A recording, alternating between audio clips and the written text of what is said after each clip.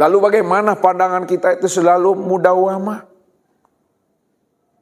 Bagaimana pandangan kita itu selalu berfaedah dan berhikmah? Bagaimana pandangan kita itu selalu bernilai ibadah?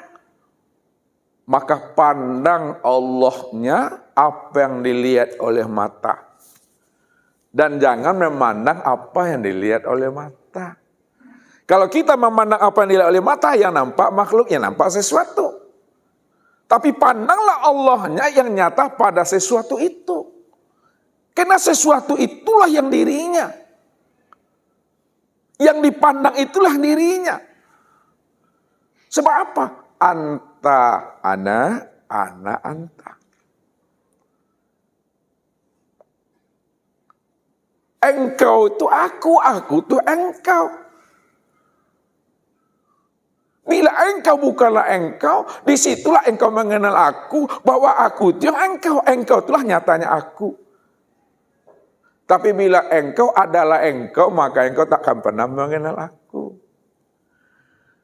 Bila engkau masih ada, masih wujud, maka ketika itu engkau takkan pernah mengenal siapa yang wujud dan siapa yang ada sebenarnya.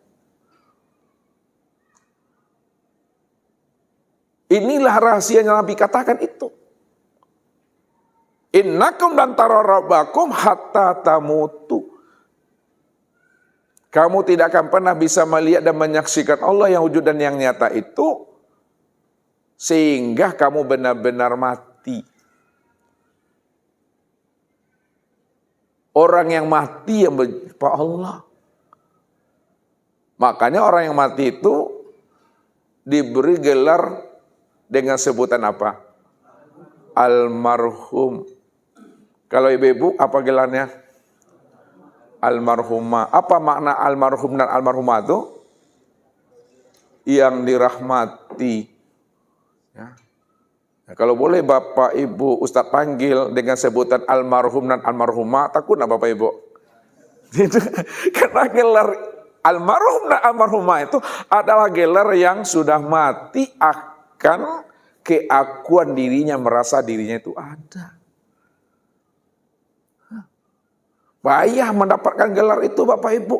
Mati dulu baru ada gelar itu. Mati yang bagaimana? Mati di dalam hidup. Mati sebelum lepasnya ruh meninggalkan akang cangkangnya.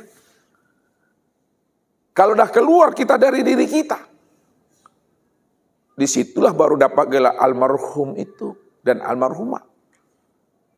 Tapi kalau kita belum keluar dari diri kita, belum keluar kita dari kesadaran diri kita bahwa diri kita tidak pernah ada, maka gelarnya itu sepanjang hidupnya, selagi ada keakuan dirinya, disebut gelarnya al-mal'un dan al-mal'unah. Jadi jangan merasa wujud, jangan merasa bersifat. Biarlah Allah yang wujud dan biarlah Allah yang bersifat. Selamat hidup kita itu dunia wal akhirat tuh. Maka ketika itu Bapak Ibu udah berjumpa Allah tuh. Jadi berjumpa Allah tuh di mana Bapak Ibu? Di dunia. Kalau hari ini berjumpa Allahnya di mana? Di sini. Di sini jumpa Allahnya. Pergi ke Makkah tak jumpa Allah. Pulang dari Makkah ngumpul sini berjumpa Allah tuh.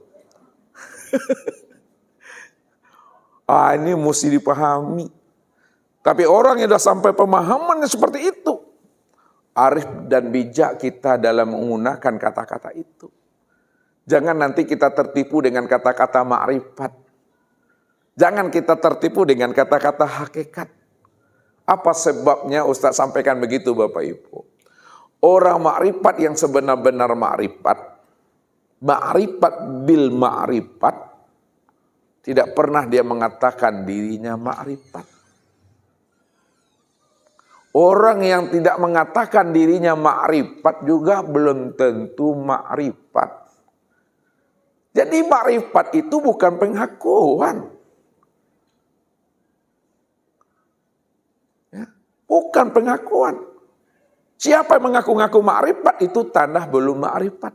Siapa mengatakan dirinya sudah makrifat? Belum makrifat tuh. Karena ada pengakuan di situ.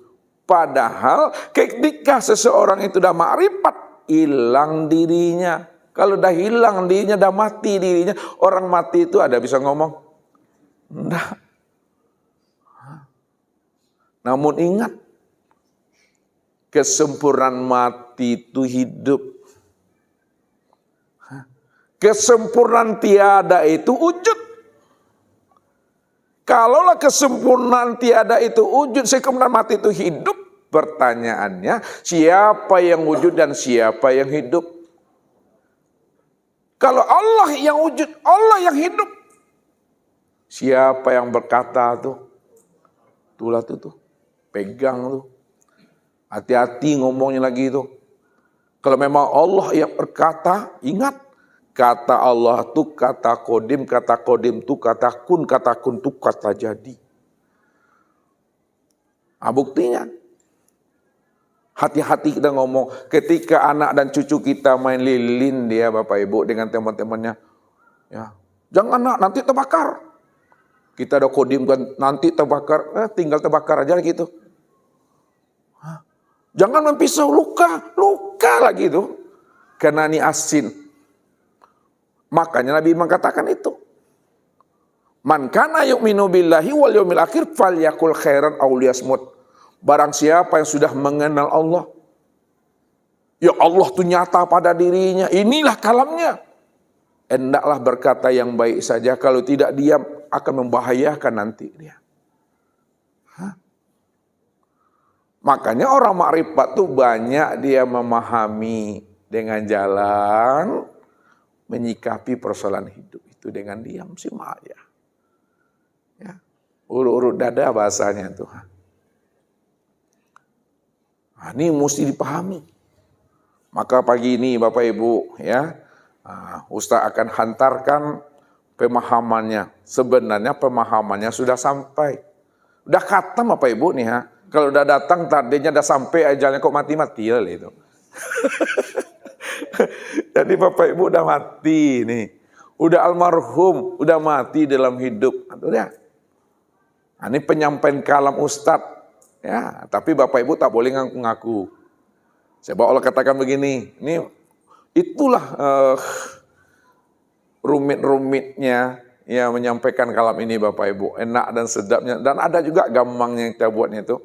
Fala tuzaku anfusakum huwa a'lamu bimanittaqo.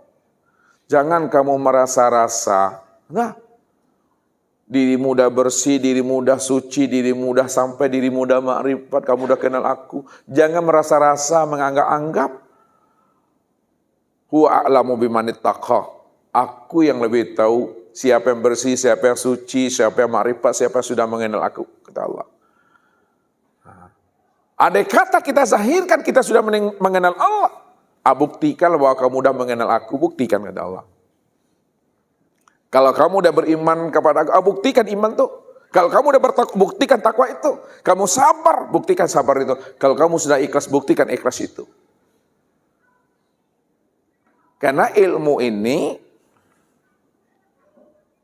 bagaimana kita itu menghantarkan anak kita, menghantarkan cucu kita, mengantarkan cicit kita, mengantarkan suami dan istri untuk sampai kepada Allah. Ya. Makanya Ustaz selalu katakan kepada bapak ini, tugas bapak-bapak, tugas suami itu bukan hanya memberikan ya, makan, minum, rumah, mobil, memberikan pendidikan kepada anak. Tugas kita yang terberat, bagaimana kita mampu menghantarkan istri, anak, cucu, menantu sampai dia kepada Allah. Itu tugas kita tuh. Itulah tugas dan profesi para nabi dan para rasul. Makanya dikatakan nabi.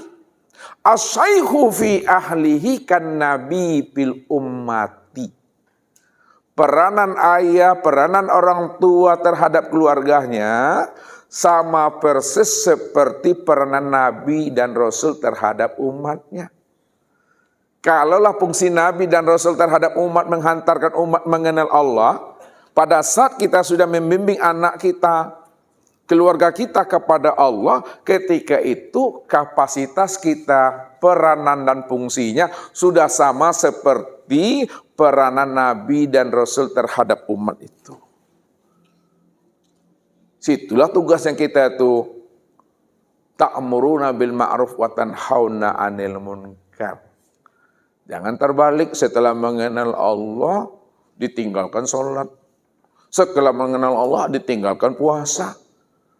Ya gagal paham tuh. Ya. Kena kesempurnaan syariat pada Rasulullah. Kesempurnaan tarekat pada Rasulullah. Kesempurnaan hakikat pada Rasulullah. Kesempurnaan ma'rifat pada Rasulullah.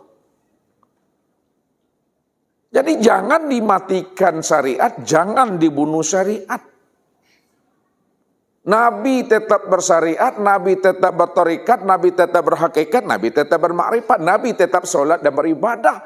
Walaupun Nabi bersyariat, bertarekat, berhakikat dan bermakrifat, walaupun Nabi itu tetap sholat dan beribadah, tapi tidak ada lagi keakuan dirinya yang merasa dirinya yang bersyariat, bertarekat, berhakikat dan makrifat.